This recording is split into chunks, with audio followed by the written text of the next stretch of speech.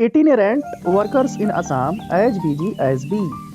As you can see in the photographs, they are doing their work very self-pollinate and need to help of insects to carry pollen between flowers. This is where the bees come in.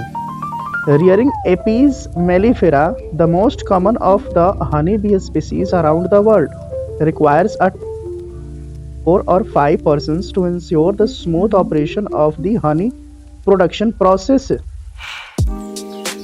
Scouting, camping, and production.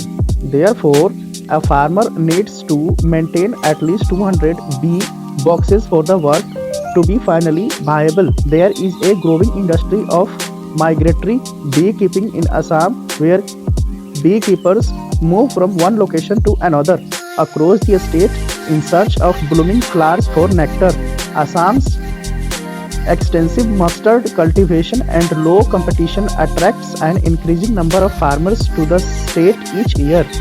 Mustard blossoms early in Assam, prompting beekeepers to shift there.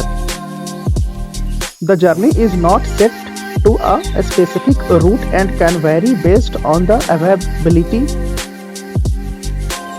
availability of flowers. The migration process involves scouting potential sites for suitable flowers and accommodation.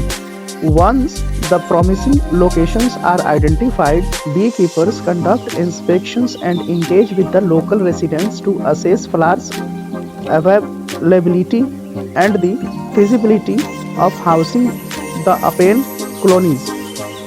Production of crops such as mustard, coconut, areca nut, lychee, and mango is increasing in the village due to the presence of bees. The role of honeybees and other insects is not limited to agriculture, food security, and nutrition. Without them, wild plants and the ecosystem that make the planet habitable would collapse. Even farmers who do not keep bees have benefited as the bees' activities have increased the fertility of the region's crop and fruit trees.